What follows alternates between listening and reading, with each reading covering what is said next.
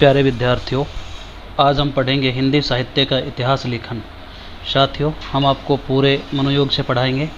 उम्मीद करते हैं कि आप भी पूरे मनोयोग से पढ़ेंगे। तो साथियों, जैसा कि इतिहास का जो संबंध होता है वो अतीत की वास्तविक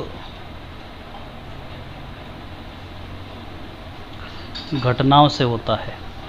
ये हम सभी जानते हैं कि जो इतिहास का संबंध होता है वो अतीत की वास्तविक और यथार्थ जो घटनाएं होती हैं उनसे संबंधित होता है। इतिहास में तथ्यों और घटनाओं के आधार पर युग विशेष का मूल्यांकन किया जाता है। ये विशेष बात ध्यान रखनी है। यहाँ पर इतिहास में हम क्या करेंगे, युग विशेष का मूल्यांकन करेंगे। और इतिहास जो है वो इतिहास न केवल अतीत के बारे में बताता है, बल्कि इतिहास जो होता है वो वर्तमान के परिप्रेक्ष्य में उसका पुनर्मूल्यांकन करता है और इसके साथ ही साथ भविष्य की कल्पना भी करता है। यानी कि जो इतिहास होता है वो भविष्य की कल्पना करता है और वर्तमान जो है वर्तमान का पुनर्मूल्यांकन, उस जो भूतकाल है उसका पुनर्मूल्यांकन करता है। तो साथियों, ये तो हमने सामान्य जानकारी इतिहास के बारे में ली। अब साथियों, हम बात करते हैं कि जो साहित्य का इतिहास होता है वो क्या है। तो साथियों, साहित्य के इतिहास में साहित्य की जो विकासमान परंपराएं हैं, साहित्य की विकासमान परंपराएं और उसके उद्भव से आज तक की स्थिति को क्रमबद्ध रूप से अध्ययन किया जाता है।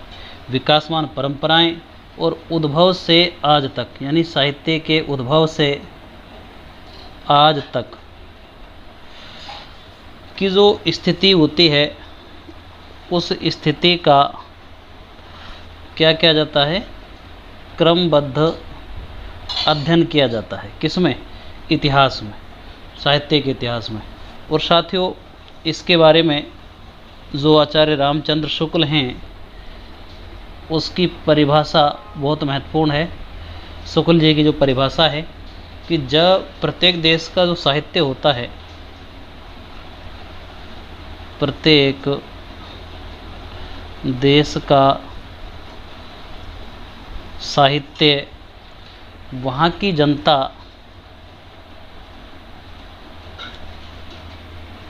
वहाँ की जो जनता होती है,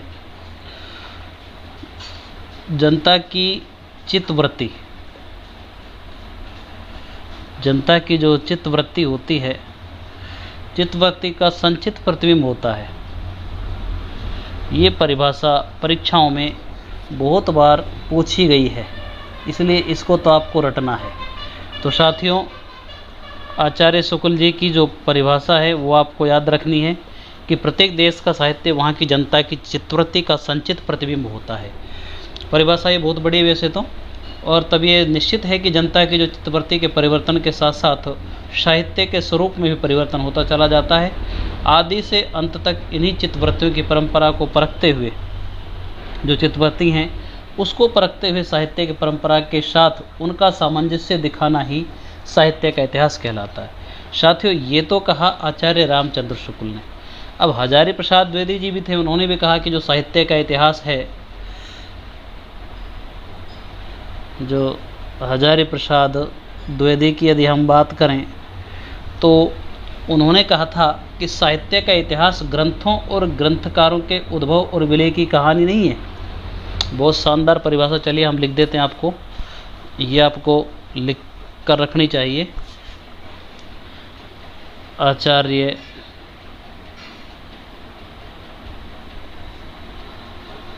हजारी प्रसाद द्विवेदी जो है वो ये कहते हैं कि साहित्य का इतिहास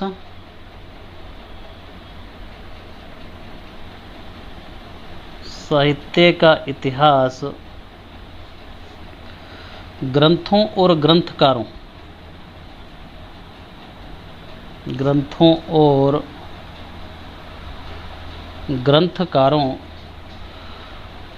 के उद्भव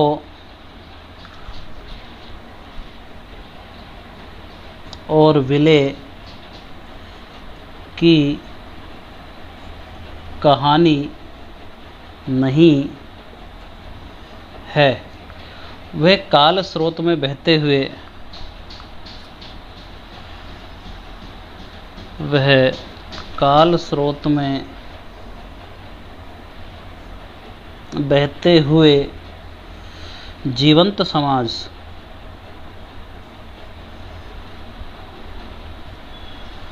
की विकास कथा है।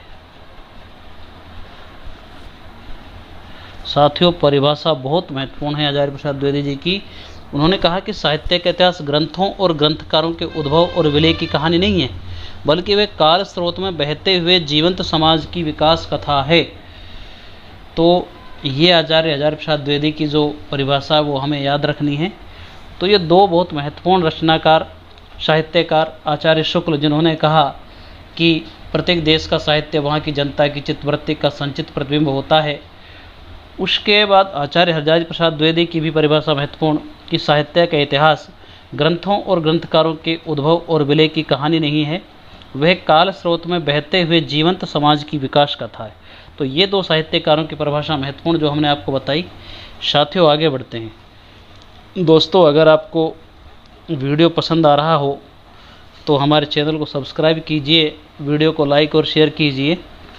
उम्मीद करते हैं कि आप पूरे मनोयोग से पढ़ेंगे और सफलता भी अवश्य हासिल करेंगे। तो साथियों, आगे बढ़ते हैं और अब हम आपको बताते हैं आज जो हमारा मुख्य टॉपिक पढ़ने का है वो इतिहास लेखन की पद्धतियाँ। ये हमें आज पढ़नी है कि इतिहास लेखन की जो पद्धतियाँ हैं वो कौन कौन सी हैं। तो दोस्तों, महत्वपूर्ण टॉपिक पढ़ने जा रहे हैं हम। तो देखिए, इतिहास लेखन की जो पद्धतियाँ हैं उनके बारे में हम चर्चा करेंगे। तो सबसे पहले इतिहास लेखन की हम 5-6 जो पद्धतियाँ पढ़ेंगे, उनमें सर्वप्रथम हम पढ़ने जा रहे हैं वर्णानुक्रम पद्धति।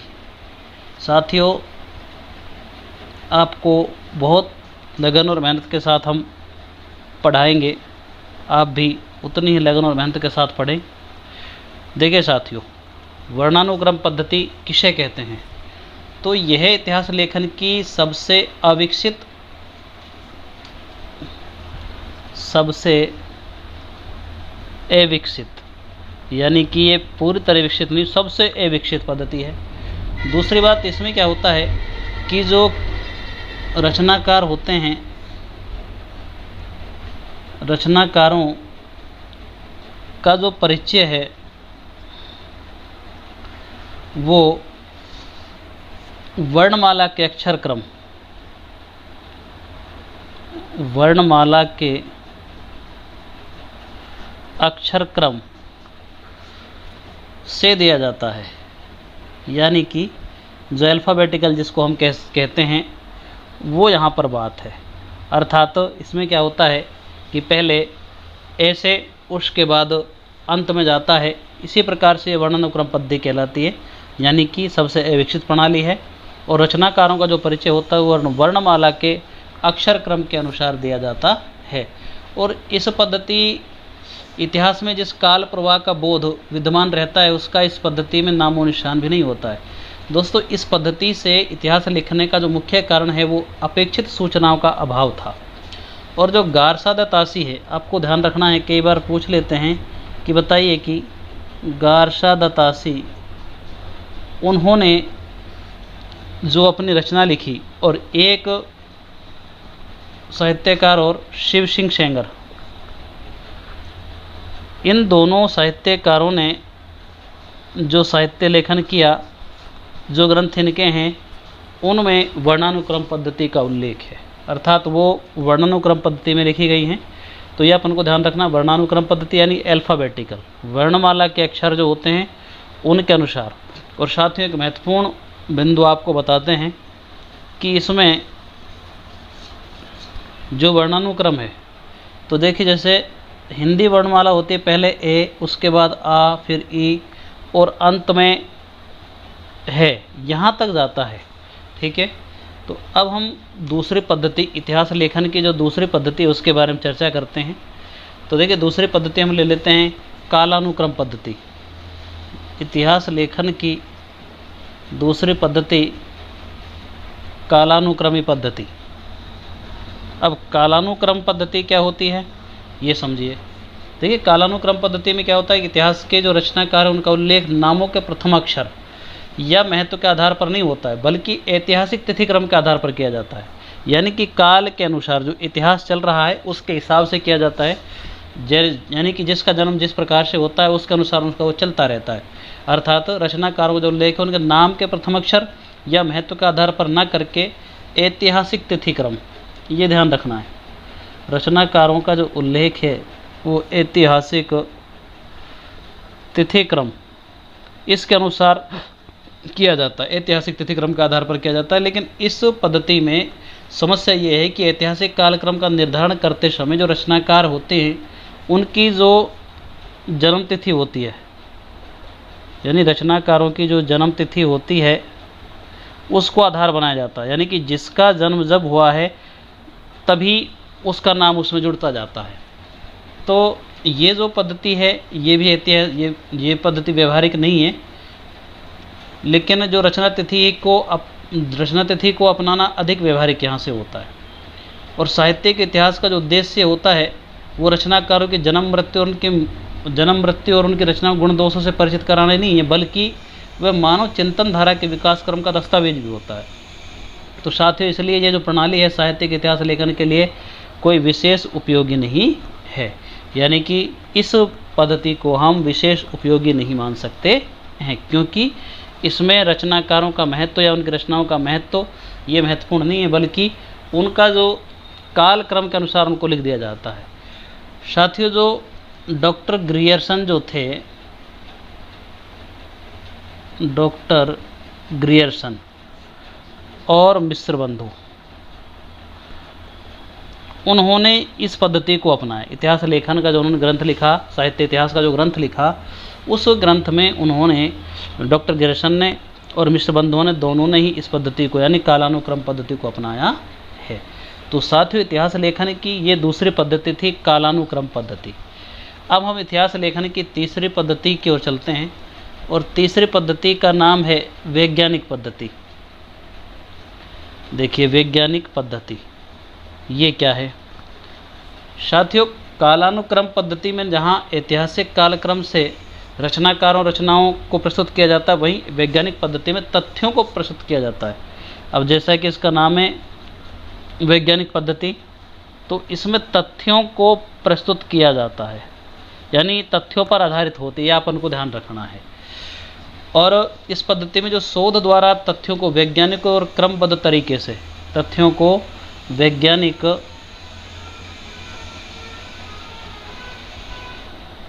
और क्रमबद्ध तरीके से प्रस्तुत किया जाता है। इसमें इतिहासकार निरपेक्ष बने रहने का प्रयत्न करता है, यानी जो इतिहासकार है वो पूर्वाग्रह से ग्रसित नहीं होता, बल्कि निरपेक्ष बने रहने की कोशिश करता है। और इस पद्धति से साहित्य इतिहास के लिए कच्ची सामग्री का निर्माण होता है, यानी कि साहित्य इतिहास के लिए जो कच्ची सामग्री है वो यहाँ से प्राप्त होती है, क्योंकि इस विधि में बहुत सारे शोध किए जाते हैं, बहुत सारे तथ्यों को इकट्ठा किया जाता है, तब जाकर के इस पद्धति में लेखन किया जाता है। और इस पद्धति की यदि हम बात करें तो जो गणपति चंद्रगुप्त थे, गणपति चंद्र गुप्त, उन्होंने जो अपने साहित्य इतिहास का ग्रंथ लिखा वो गणपति चंद्रगुप्त ने इसी पद्धति में लिखा था। तो साथियों, ये वैज्ञानिक पद्धति थी। इसके बाद हम चौथी पद्धति की यदि बात करें तो साथियों, चौथी नंबर पर पद्धति एक आती है और वो है विधेयवादी पद्धति। विधेयवादी पद्धति। साथियों, विधेयवादी पद्धति क्या होती है? देखिए, इस प्रणाली में क्या होता है कि जो असंबद्ध तथ्य एकत्रित किए जाते हैं, और विधेयवादी जो इतिहासकार साहित्य संबंधी आंकड़े एकत्र करने के साथ साथ तत्कालीन सामाजिक जीवन का अध्ययन करता है। तत्कालीन सामाजिक जीवन और आंकड़े, इन सब का अध्ययन करता है। और ये पद्धति जो है साहित्य इतिहास लेखन के लिए बहुत उपयोगी है, यानी कि ये जो पद्धति है इतिहास लेखन के लिए बहुत ही उपयोगी पद्धति है। और साहित्य निर्माण में परंपरा का योगदान होता है, यह पद्धति परंपरा का मूल्यांकन नहीं कर पाती। लेकिन ये जो विधेयवादी पद्धति की जिसकी हम बात कर रहे हैं, ये विधेयवादी जो पद्धति है ये रामचंद्र शुक्ल ने अपनाई पहली बार। रामचंद्र शुक्ल थे, उन्होंने अपना जो ग्रंथ लिखा वो विधेयवादी पद्धति में लिखा। और लेकिन इसकी जो कमी है ये होती है कि ये पद्धति परंपरा का मूल्यांकन नहीं कर पाती। जो विधेयवादी पद्धति है वो परंपरा का मूल्यांकन नहीं कर पाती है। और आचार्य शुक्ल ने अपने जो साहित्य इतिहास लेखन में इस पद्धति को अपनाया है। परंपरा का मूल्यांकन शुक्ल जी की विधेयवादी पद्धति के विपरीत हजारी प्रसाद द्विवेदी ने प्रस्तुत किया। ये ध्यान रखना है अपन को कि जो परंपरा का जो मूल्यांकन है, ये जो परंपरा का मूल्यांकन है, ये परंपरा का मूल्यांकन शुक्ल जी की विधेयवादी पद्धति के विपरीत जो आचार्य हजारी प्रसाद द्विवेदी थे उन्होंने प्रस्तुत किया। हजारी प्रसाद द्विवेदी, ये ध्यान रखना, हजारी प्रसाद द्विवेदी बहुत महत्वपूर्ण साहित्यकार रहे हैं। ठीक है, तो ये विधेयवादी पद्धति है साथियों, जिसमें आचार्य शुक्ल ने अपना ग्रंथ लिखा, विधेयवादी पद्धति का प्रयोग उसमें किया है। अब साथियों हम पांचवी जो पद्धति है बहुत महत्वपूर्ण है, समाजशास्त्रीय पद्धति। समाजशास्त्रीय पद्धति साथियों, साहित्य इतिहास लेखन की जो पद्धति है वो समाजशास्त्रीय जो पद्धति है बहुत महत्वपूर्ण है। और ये जो पद्धति है ये मार्क्सवादी जो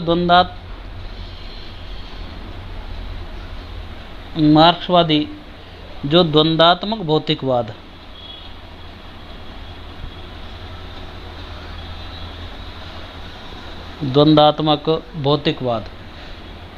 उस पर आधारित है। मार्क्सवादी द्वंद्वात्मक जो भौतिकवाद का सिद्धांत था उस पर यह समाजशास्त्रीय पद्धति आधारित है। इतिहासकार का जो कर्तव्य होता है इतिहास के अंतर्निहित तत्वों का उद्घाटन कर उसकी मूल प्रेरणा का विश्लेषण और जनहित की कसौटी पर उसका मूल्यांकन करना है। यानी जो इतिहास लिखा जा रहा है, जो साहित्य से जो शास्त्र लिखा जा रहा है वो जनहित के लिए कितना उपयोगी है, जनहित की जो कसौटी है उस पर उसका मूल्यांकन किया जाता है। और आचार्य जो हजारी प्रसाद द्विवेदी, ये अपन को ध्यान रखना है, आचार्य हजारी प्रसाद द्विवेदी जी जो थे उन्होंने इस पद्धति में अपना जो साहित्य का इतिहास ग्रंथ जो है, साहित्य इतिहास का जो ग्रंथ है वो लिखा हजारी प्रसाद द्विवेदी ने। तो साथियों ये समाजशास्त्रीय पद्धति थी।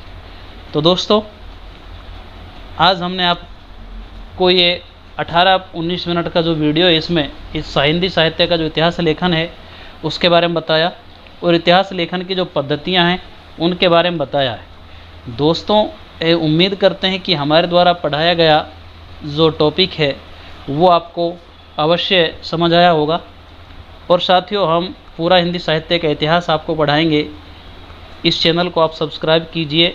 ये चैनल पूर्णतः निःशुल्क है, इस पर कोई शुल्क नहीं है। जितना हमसे हो सकेगा उतना हम आपको यहाँ से देने का प्रयास करेंगे।